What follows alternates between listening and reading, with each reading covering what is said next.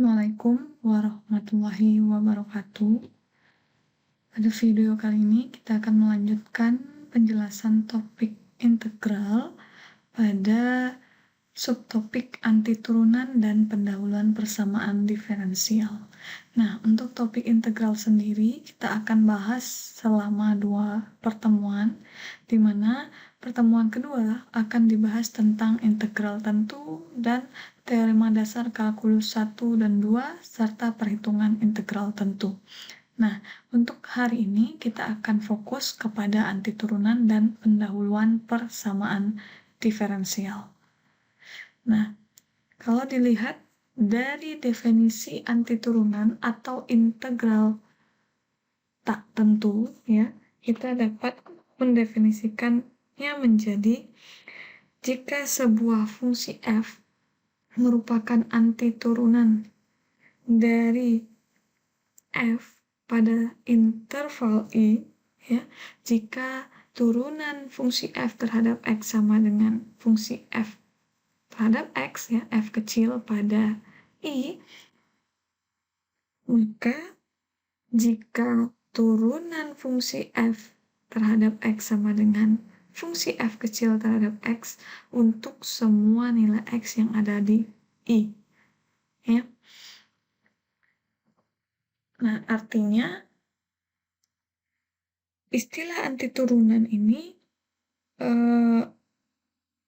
bukannya kita tulis dalam terpisah, ya, anti spasi turunan gitu, ya, tetapi digabung karena berbeda nanti artinya jika antiturunan yang digabung dengan antiturunan yang dipisah, ya. Kalau sama halnya perbedaan antara diferensial dan derivatif, ya, atau turunan. Nah, sekarang kita masuk saja ke contoh soal, ya, di mana ada fungsi f besar yaitu sepertiga x pangkat 3, di mana dan fungsi f x sama dengan sepertiga x pangkat 3 tambah c yang merupakan antiturunan, ya, dari fungsi f sama dengan x kuadrat, ya. Nah, maka kita dapat tuliskan bahwasanya turunan fungsi f besar terhadap x sama dengan f kecil, ya, fungsi f kecil terhadap x. Nah, antiturunan dari suatu fungsi itu tidak tunggal, ya, tapi perbedaannya berupa suatu bilangan yang konstan, c, itu, ya. Nah, antiturunan kita sebut juga dengan integral tak tentu, ya, di mana bentuknya sama. Turunan atau diferensial dari integral fungsi f x itu sama dengan fungsi fx, namun integral dari turunan fungsi fx sama dengan fungsi fx sama, ya, artinya. Nah, sekarang untuk menyelesaikan antiturunan atau integral tak tentu, kita punya beberapa teorema, ya. Yang pertama, teorema A. Nah, teorema A ini kita sebut juga dengan aturan pangkat. Nah, di mana jika R adalah sembarang bilangan, ya, kecuali minus 1, maka integral x pangkat R dx sama dengan x pangkat R tambah 1 per R tambah 1 ditambah C, ya. Nah, ini sudah dipelajari ketika di SMA, ya. Ini hanya sifatnya mengulang saja. Nah, lihat contoh soal, ya. Carilah antiturunan yang umum dari fungsi f sama dengan x pangkat 4/3. Nah, ini gunakan teorema A, ya, sehingga kita peroleh 3/7 x pangkat 7/3 ditambah c. Nah, sedangkan teorema yang kedua ini terkait dengan trigonometri, di mana integral sin x dx sama dengan min cos x tambah c, sedangkan integral cos x dx sama dengan sin x tambah c, ya. Sedangkan untuk teorema yang ketiga ini berdasarkan integral tak tentu yang merupakan operasi linear, ya. Ada kali, ada tambah, dan ada kurang.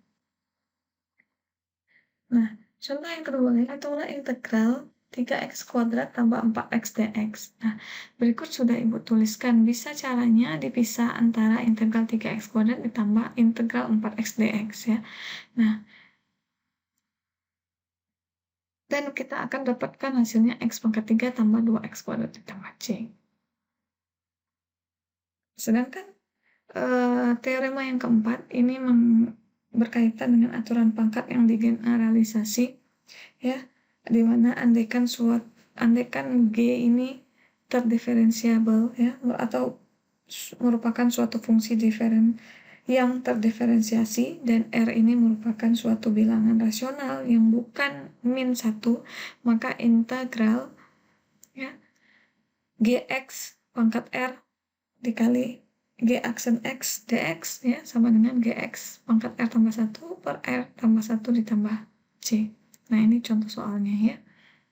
Nah, misalkan hitunglah integral 4 pangkat X tambah 3X pangkat 30 dikali 4X pangkat 3 tambah 3 dx. Nah, kita misalkan dulu 4 pangkat X tambah 3X ini merupakan fungsi Gx dan turunannya adalah 4X pangkat 3 ditambah 3. Nah, kita gunakan teorema D untuk menyelesaikannya. Nah, sehingga kita akan peroleh hasilnya adalah 4 pangkat X ditambah 3X pangkat 31 per 31 ditambah C. Nah, sekarang kita masuk ke persamaan diferensial ya. Nah, pada sebab sebelumnya tugas kita hanya mengintegrasikan atau mendiferensiasikan suatu fungsi f ya untuk mendapatkan fungsi yang baru. Nah, sedangkan pada saat ini ya kita dapat tuliskan bahwasanya integral fungsi fx dx itu sama dengan fungsi yang baru fx ditambah c ya. Nah, asalkan turunan fungsi fx sama dengan fungsi fx ya, f ke x. Turunan fungsi f besar terhadap x sama dengan fungsi f kecil terhadap x. Nah, atau kita bisa tuliskan ya integral turunan fungsi f besar terhadap x sama dengan fungsi f besar terhadap x ditambah c ya. Yang penting turunan fungsi f besar ini sama dengan fungsi f kecil ya. Nah, jadi pertanyaannya apa persamaan diferensial itu?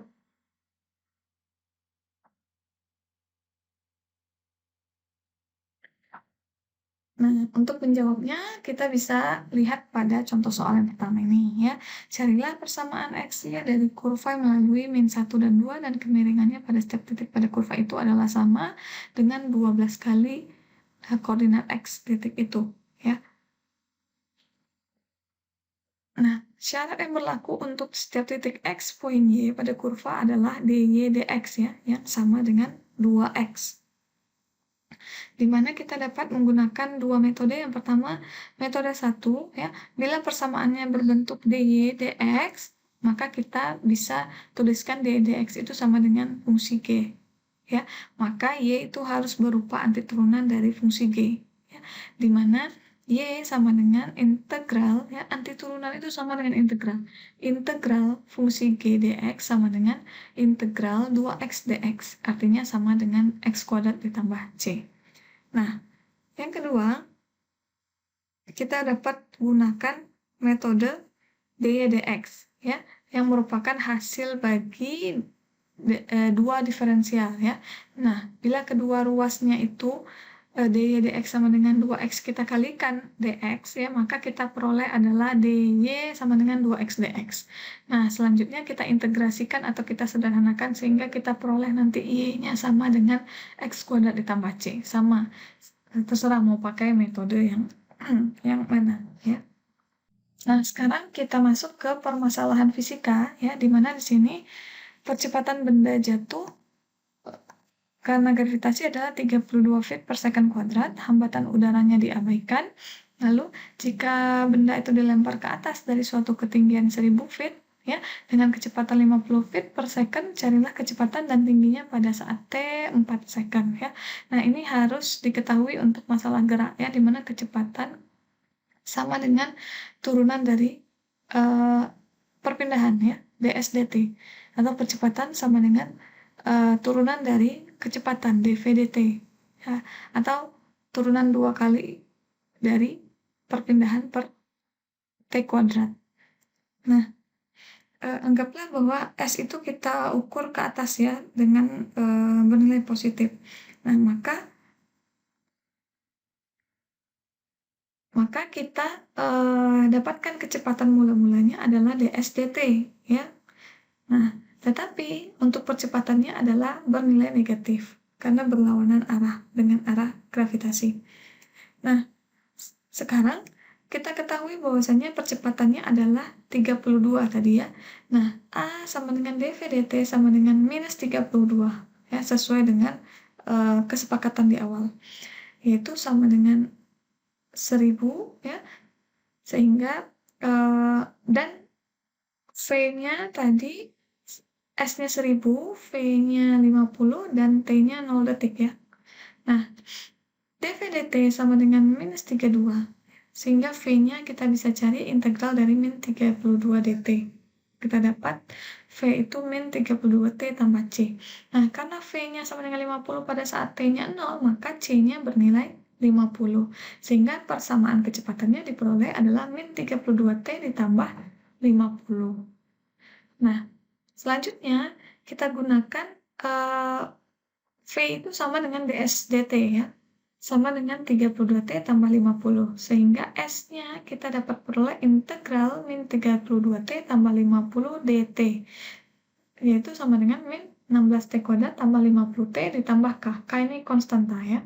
Nah, karena tinggi gedungnya tadi 1000 pada saat T0 ya, sehingga K-nya bernilai 1000.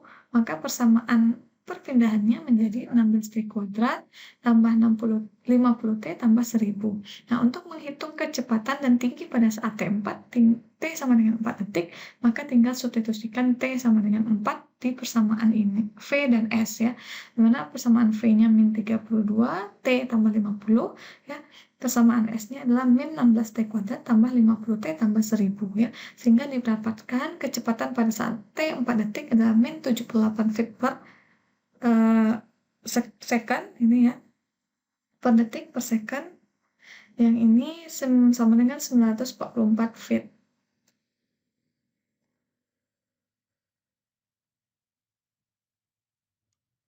Yang ini second. Nah, materi hari ini cuma sedikit saja ya pengenalan tentang bagaimana integral dan pencarian integral yang sudah dipelajari pada saat di SMA ya, atau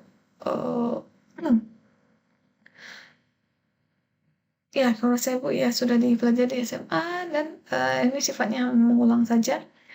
Kita cukupkan dulu penjelasannya sehingga mahasiswa bisa berdiskusi langsung untuk menyelesaikan job sheet yang ke-11 ya. Demikian Ibu sampaikan. Assalamualaikum warahmatullahi wabarakatuh.